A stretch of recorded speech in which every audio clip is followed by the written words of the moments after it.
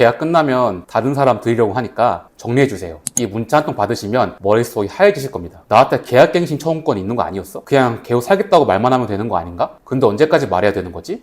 분명 어디서 들어는 봤는데 막상 내일이 되니까 하나도 확실한 게 없으실 거예요. 그런데 여기서 가장 무서운 게 뭔지 아시나요? 이 계약갱신 요구권은 있다 없다의 문제가 아니라 언제 어떻게 말했느냐로 결판이 나는 권리입니다. 내가 권리가 있어도요, 타이밍 한번 놓치면 그냥 날아가 버릴 수 있어요. 반대로 이 타이밍하고 방법만 정확하게 지키시면 집주인이 아무리 나가라고 해도 법이 여러분 편을 들어줍니다. 오늘은 계약갱신 요구권을 언제 어떻게 행사해야 깨지지 않는지 그 5가지 노하우를 말씀드릴게요. 이대로만 하시면 나중에 그런 말 들은 적 없다는 소리를 절대 못 듣게 만들 수 있습니다. 안녕하세요. 민사전문 변호사 송세훈 변호사입니다. 요즘 제가 상담을 많이 진행하다 보면은 가장 많이 본 사건이 바로 이 계약갱신 요구권을 둘러싼 다툼인데요. 이 결론부터 미리 말씀을 드리면 이긴분하고 진분의 차이는 이 법을 많이 아는 게 아니고 이 날짜하고 문구를 정확히 지켰느냐에서 달라집니다. 이 본격적으로 들어가기 전에 이 계약갱신 요구권, 이 계약갱신 청구권이라고도 아시는 분이 있는데요. 이게 뭔지 정확히 아셔야 합니다. 이 계약갱신 요구권이라는 거는 임차인, 세입자가 계약 한 번 더 연장합시다 하고 요구할 수 있는 권리를 말합니다. 이 계약갱신 요구권의 근거가 되는 법조항은 바로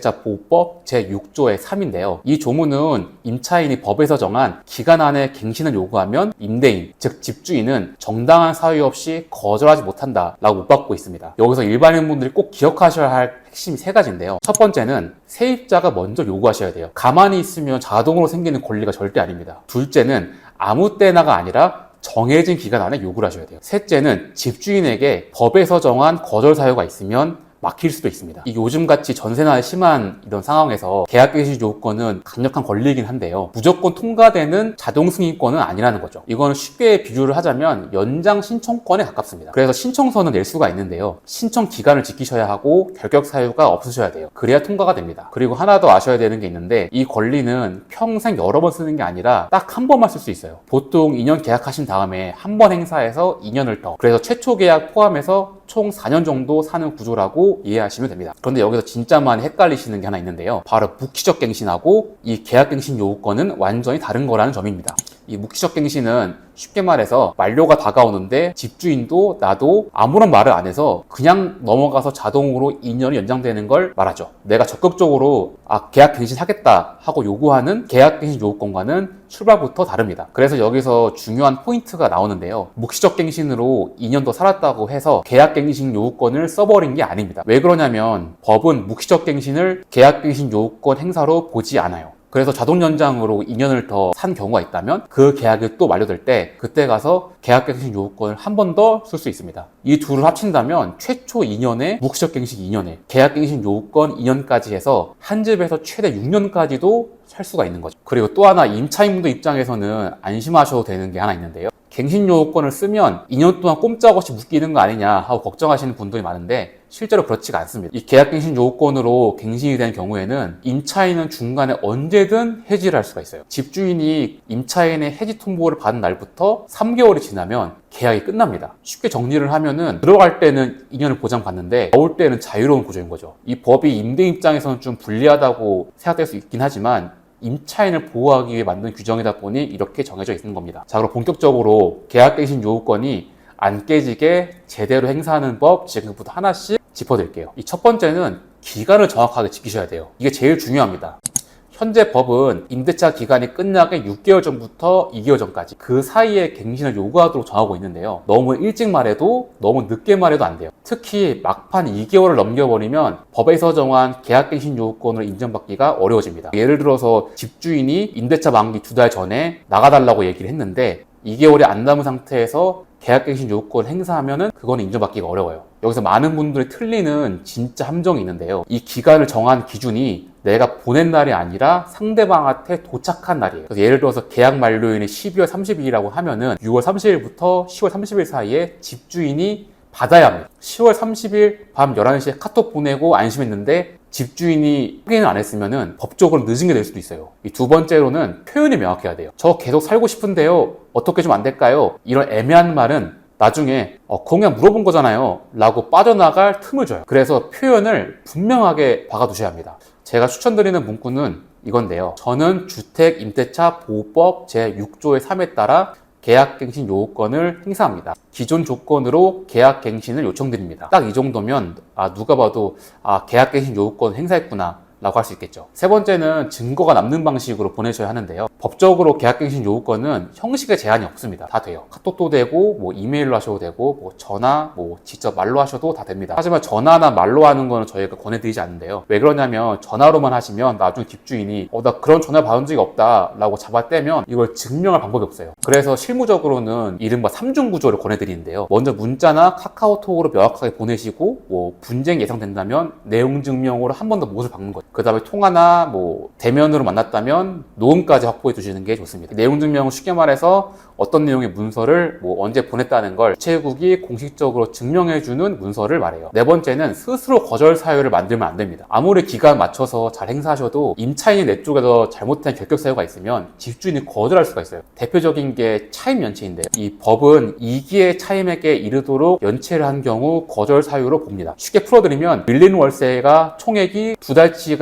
되면 위험하다는 거죠. 여기서 주의하실 게 있는데요. 꼭 연속으로 2달을 안 낸 게 아니어도 조금씩 밀린 게 누적이 돼서 2달치가 되면 그것도 계약갱신 거절 사유가 될 수도 있습니다. 차임 연체 말고도 조심할 게 또 있는데 집주인 동의 없이 다른 사람에게 세를 놓는 무단 전대를 하거나 집을 고의나 부주의로 파손한 경우 그런 경우가 아니더라도 세입자로서의 의무를 크게 어긴 경우에도 예를 들어 친구가 며칠 머문 정도나 생활하면서 생긴 자잘한 흠집 보통 이런 거는 문제가 안 되는데요. 다른 사람에게 집을 통째 넘긴 경우라면 예의가 완전히 달라집니다. 그러니 갱신을 앞두고 계신다면은 연체부터 깔끔하게 정리를 하셔야 되고 이런 부분도 빌미를 주지 않도록 신경을 쓰시는 게 좋습니다. 다섯 번째, 가능하면 갱신 계약서를 새로 쓰시는 게 좋아요. 이게 가장 안전하고 제가 가장 권해드린 방법이기도 합니다. 사실 앞서 말씀드린 문자나 카카오톡으로 요구하실 순간 법적으로는 이미 계약갱신 효과가 생기긴 합니다. 하지만 어디까지나 분쟁이 생겼을 때 그걸 증명하기 위한 방어 수단이고요. 정말 나는 깔끔하게 끝내고 싶다 싶으신 분들은 공인중개사를 통해 집주인과 협의를 하셔가지고 갱신 계약서를 새로 작성하시는 게 최선이에요. 그래야 갱신된 계약의 새 만료일,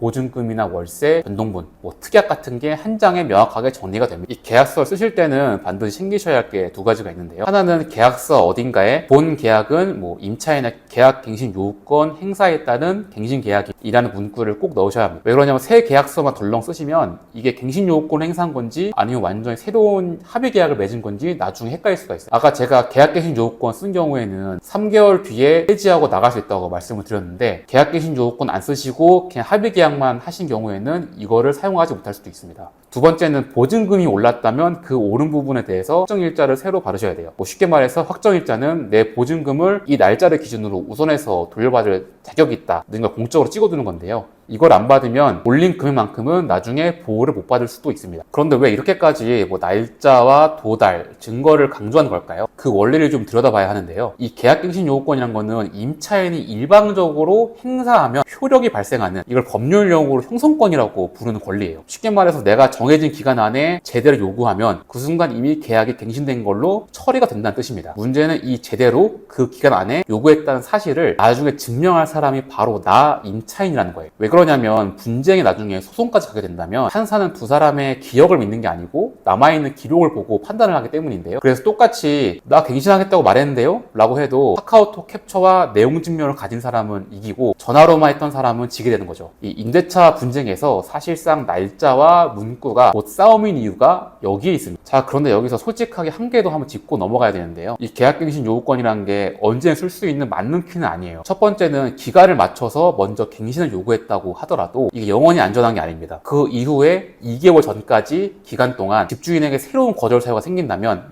예를 들어서 그 사이 월세를 2번 이상 밀렸다거나 아니면 집을 새로 산 집주인이 직접 들어와서 살겠다는 계획을 명확히 세우면 그 사유로 갱신이 거절될 수 있어요. 내가 먼저 말했으니 끝은 아니라는 겁니다. 두 번째는 가장 까다로운 게 집주인의 실거주 주장인데요. 임대인 본인이나 직계 가족, 자식이나 아니면 부모님이 실제로 그 집에 들어와 살겠다고 하면은 거절 사유가 됩니다. 말로만 살겠다라고 하면은 끝나는 게 아니고 실제 거주 의사하고 이사 준비 정황까지 종합해서 판단을 하는데요. 그래서 만약에 집주인 실거주를 이유로 세입자를 내보낸 뒤에 곧바로 다른 세입자를 더 비싸게 들였다면 이때는 손해배상 문제로 이어질 수 있어요. 그래서 만약에 집주인이 실거주를 하겠다고 해서 집을 비워줬는데 실제로 실거주 의사가 있는 건지 의심이 되시면 나중에 그 집에 누가 들어왔는지 확인해 두실 필요가 있습니다. 세 번째는 갱신이 된다고 해서 조건이 100% 그대로 가는 것도 아니에요. 집주인을 갱신할 때 보증금이나 월세를 5% 범위 안에서 올릴 수가 있습니다. 요즘같이 전세나 월세가 많이 오르는 시장에서는 대부분 다 5% 증액을 하죠. 그럼 실제로 어떻게 하면 되는지 처음부터 끝까지 따라 하실 수 있게 정리를 해드릴게요. 우선 1단계로 1차 계약 기간의 만료일부터 확인하세요. 계약서를 펴셔가지고 계약 만료일에 동그라미 치시고 거기서 6개월 전과 2개월 전 날짜를 달력에 표시하셔야 합니다. 이 사이가 계약갱신 요구권 행사 가능 구간이에요. 2단계로 그 구간에 들어오면 곧바로 문자나 카톡을 보내세요. 내용은 저는 주택임대차 보호법 제6조의 3에 따라 몇 년, 몇 월, 며칠 만료 예정인 임대차 계약에 대해 계약갱신 요구권을 행사합니다. 기존 조건으로 갱신을 요청드립니다. 이렇게 계약을 특정하는 정보, 즉 어떤 집에 몇 년, 몇 월, 며칠 만료 계약인지를 같이 적어주는 게 좋아요.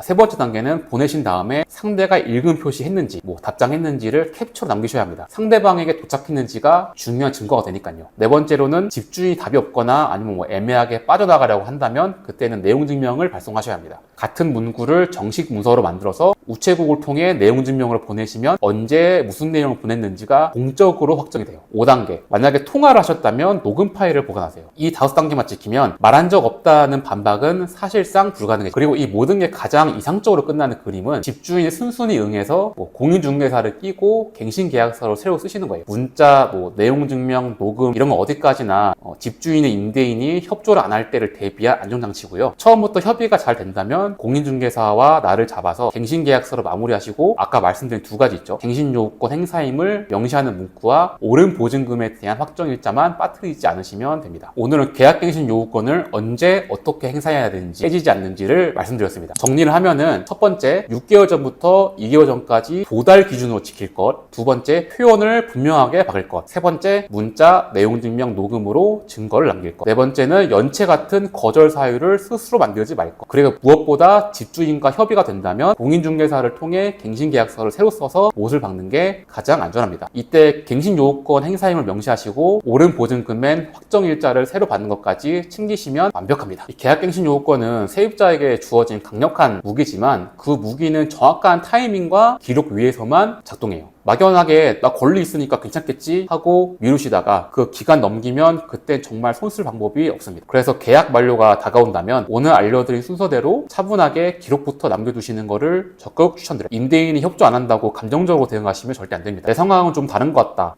이런 경우에는 어떻게 해야 되나 하는 궁금한 점이 있으신다면 댓글 남겨주세요. 제가 직접 보고 답변 드리도록 하겠습니다. 지금까지 민사전문 변호사 송세현 변호사였습니다. 감사합니다.